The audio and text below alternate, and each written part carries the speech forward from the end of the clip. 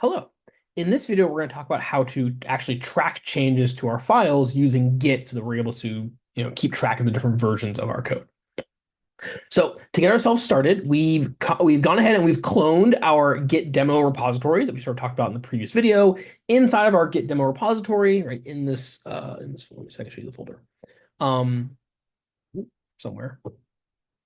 Eh, right. In this folder, we've got a couple of some basic web files. We've got an index file and a CSS file, an HTML file and a CSS file. So we have this code. We're able to then start making changes to this code the way we want.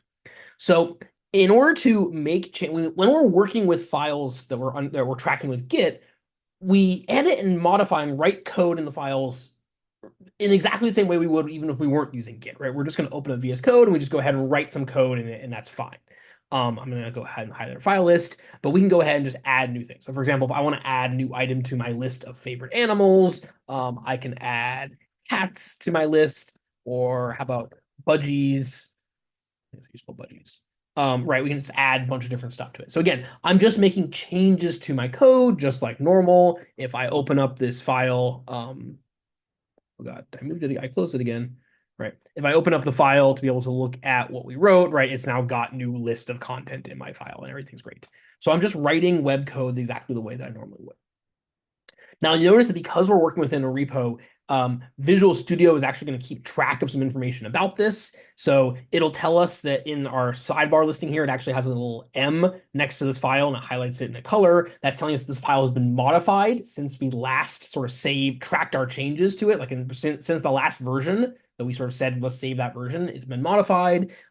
It'll tell us which lines of code have been added or modified or deleted. It sort of keeps track of that information. And then there is a version control button in Visual Studio for us to work with. But again, we're doing everything through the command line here. Okay, so we've made some changes. I've saved these saved these changes to the file system. But the question is, how do we actually save our changes in Git? How do we say, let's tell Git that we want to save that different version of our code? So the way that we're going to do that is there's two steps to saving versions of our code. This is what's called committing our code. So the first thing we're going to do is we're going to take the changes, all the files we want to change, and we're going to put them into what's called the staging area. The staging area is sort of a temporary storage part of Git that's saying, here's the files that I think we're going to save to our new version. I think we're going to put these things in the filing cabinet, but I'm not sure yet. You can think of it a lot like a shopping cart in like an online shopping system, right? It's like you're about to say, I want to purchase these things. I'm pretty sure I want them, but I haven't actually hit buy yet. I haven't actually purchased them yet. I've just put them into my shopping cart so they can be sort of ready to go and up to do that. So the command we're going to use to do that is called git add. So the thing that, again, it's important to note is we need to be inside of our project repository, right? I need to be inside of that repo. I can be in a subfolder of it, but I need to be in that repo itself, right? In this git demo repo. I can add it to my staging area by using the git add command. Before we do that, I actually forgot. Let's go ahead and let's check our status, right? We've made some changes to our file. So if we run git status to see what happens, you'll notice that now it says I'm on the branch. I'm on the main branch. I'm up to date with Origin Master. I don't have any saved commits. I haven't said that I'm like new versions of my code that I've said is a new version that's different from GitHub. But it does tell me I have a bunch of stuff that's not staged for commit. It's not in the staging area yet. There's files that are sort of unchanged that are ready to be tracked. And it says that there's a change to my index.html file. And it tells us what we want to do, right? It says there's no changes that are ready to be committed, ready to be saved into the database as a new version. So it tells us what to do. We can use git add to do that. So if we use git, the command we can use is git add. We can type in order to say I want to add this command to these files to the staging area. You can add files individually using git add in the name of the file. So I can say git add index.html, and that would add the HTML file to my staging area. Much more commonly, you're going to use git add and just use a dot to represent the current folder, right? The current directory. And that'll say, let's add all the changed files to my GitHub, to my repository. They're ready to go. So if I do git add dot, there's no feedback. There's no, it doesn't tell me anything went wrong. So it went right. If I run now my git status, it tells me that I have some files that are ready to be committed. They're in my staging area. They're in my shopping cart, ready to go. So if we make further changes to these files, right, I decide that I actually already got tigers in here. I don't need cats. So we can delete the word. We can delete the cats line. If I then go to do my git status, you'll notice it says that I have one version of this index file that's kind of in the staging area, it's in the shopping cart, but then I have a different unstaged version that I want to add to the shop that still needs to be added to the shopping cart. So I could then go do that, git add all the files. And if we check our status, it says now great, I've now got the current version of stuff that's in my shopping cart in my staging area ready to go. If I've made this change with multiple files, let's add another paragraph here. And great, we like animals. I can add change to my index.html file. I can also change my CSS. Let's go ahead and make the paragraphs have a color of blue. I want dark gray. Dark green, that'll work. We're just gonna make some style, some silly changes to our website. I now have multiple files that have been modified, right? If I run git status, there's multiple files that have been modified. If I use git add, that will add all of the files to my staging area at once. That's the most common way to do it. We're very rarely going to add individual files one at a time. The only time you might do that is if you were making a change to a file and you explicitly wanted to add everything but that file. You don't want to add that file, but you wanted to add some other stuff instead. That's pretty rare in how we actually write code. I do it occasionally when I have kind of a scratch pad or sort of like a page. I'm working on some file which I don't want to be part of my version yet, but I've got some stuff in there. Then you might use individual commands, but generally you're just going to use git add dot to say let's add the whole directory. Okay, once it's in the staging area, we can then go ahead and commit it. We can actually say let's save a change, save this version of our code, right? Here's the version of our code, right? It's what this code looks like. Let's save that in the repository's version tracking system. And we do that by committing a change. So it's called committing. We are committing to that version saying, yes, that is a version that I want to save for posterity. I want to be around in the future. When we commit something, a commit is going to take a snapshot of what our code looks like, right? The snapshot that's currently the snapshot of changes that's stored. It's in my staging area right now, and it's going to take that snapshot and save it in that .git filing cabinet, right? In that database that's sort of that's associated with this particular repo, this particular repository.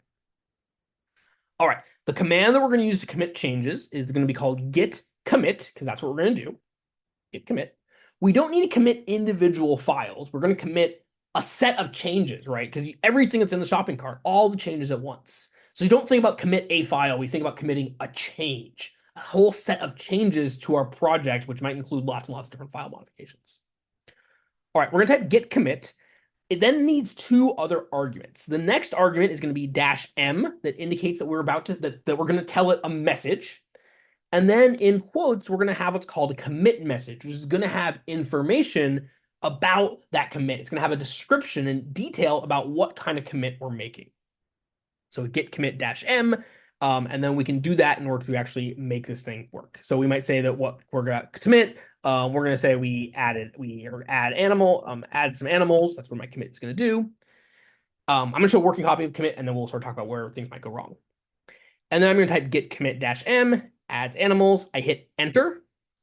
And you'll see what it does is it tells me it's now made a new commit, adds animals. That commit has 2 files that were changed. There were 6 lines of code that were inserted that I added to my code. If I deleted or removed, modified stuff, it would tell me what that is. And that's now created a brand new commit. If I check my status now, it tells me that I am now ahead of Origin, right? I now have a commit locally that isn't on GitHub, right? GitHub doesn't know about this because this is me just working on my own machine. But otherwise, there's nothing else to commit. My working tree is clean. All the current version of my code has been saved in that filing cabinet. Okay. The most common mistake that people will make, the error that people make when trying to commit is they forget to include a change message. And I'm going to see if I can demo this. I haven't actually tested on the machine. So if I try to commit something, we got to make some changes first. So let's make some changes. Let's add here's my favorite animals. Let's add more animals to this. How about we'll add just dogs in general because we like dogs. So again, I'm adding some content.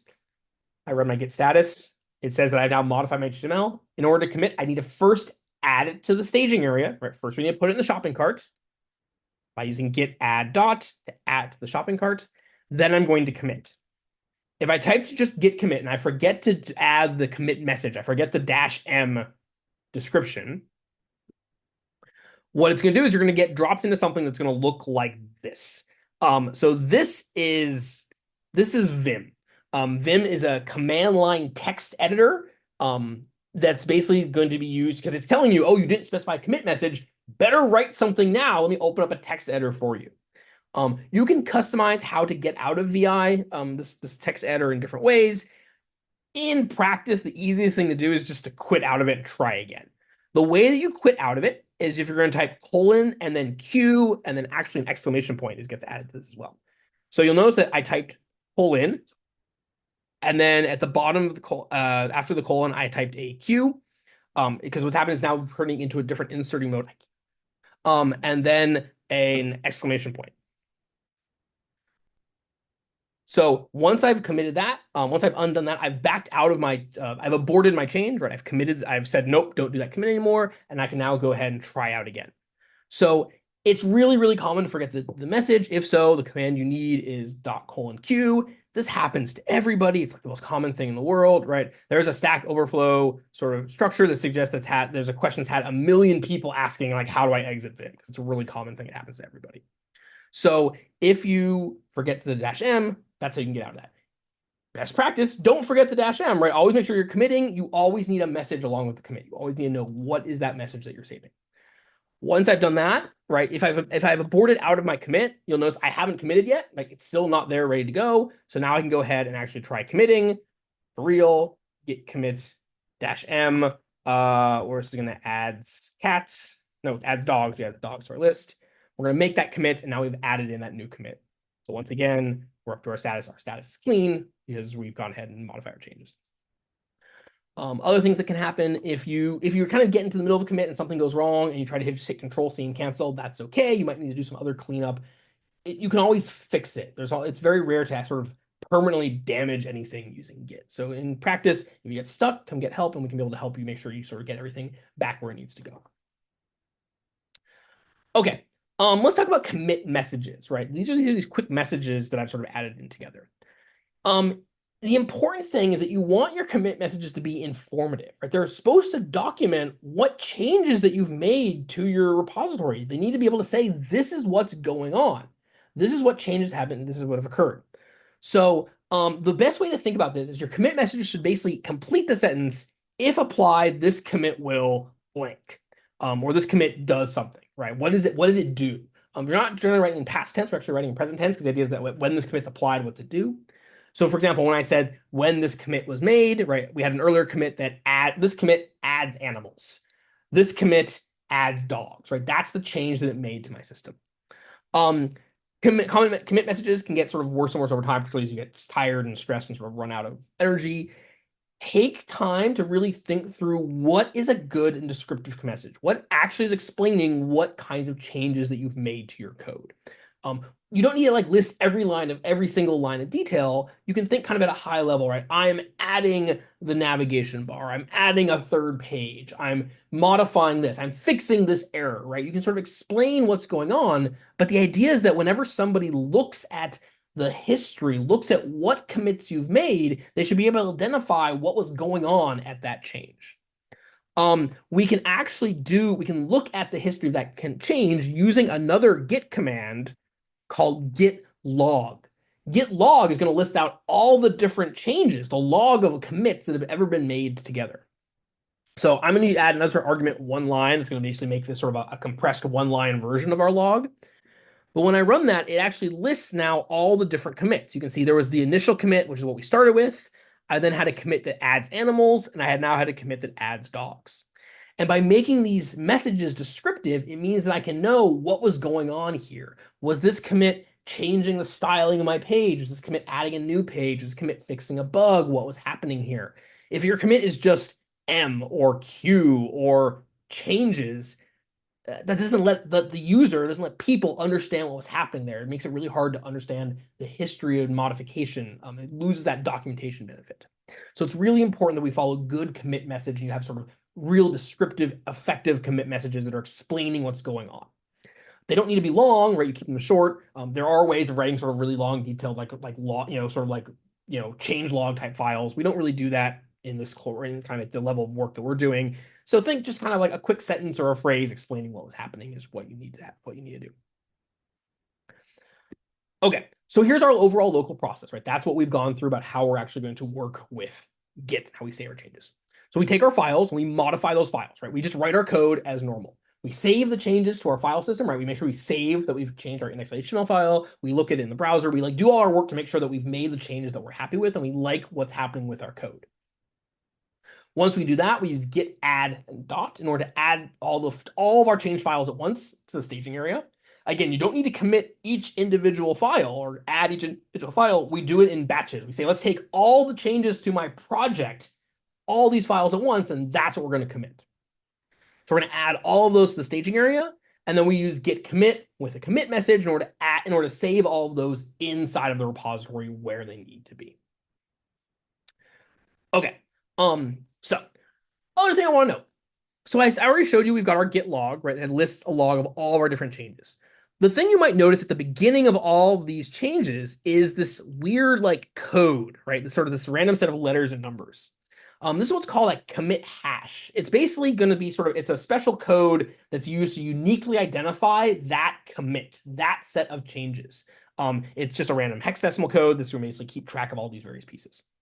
So these are ways that we're able to refer to individual commits, right? They're effectively, it's like an ID for that commit.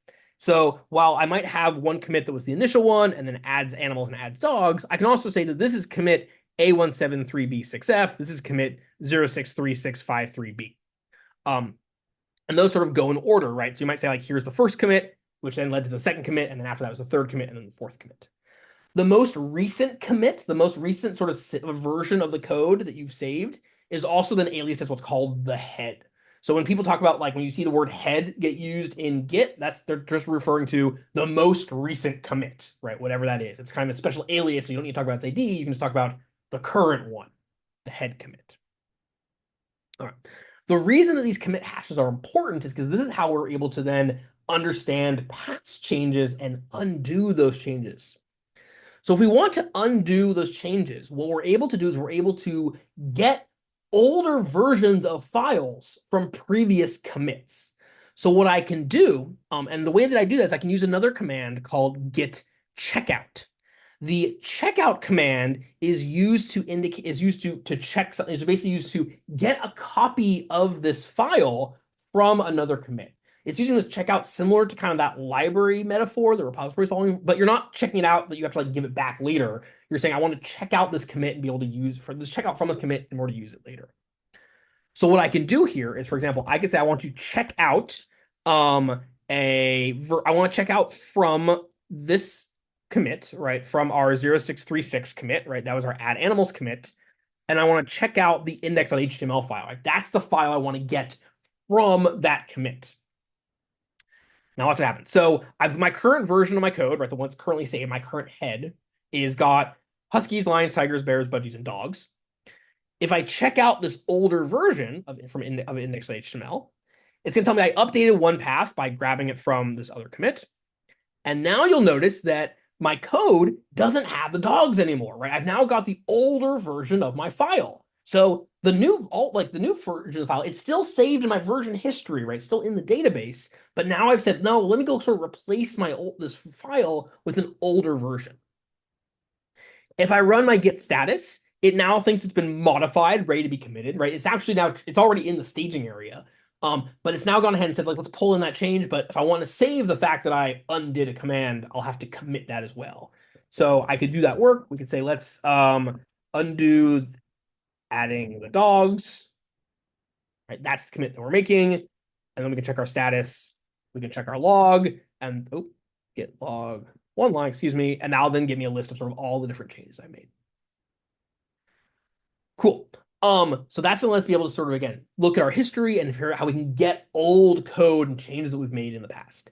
This is kind of, again, the main benefit of version control, in part, is that I can keep track of like what happened in an old version. I can go back to an old version.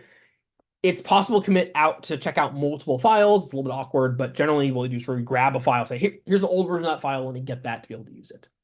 While also documenting all the changes we've made and making sure we can then share those with other people as well.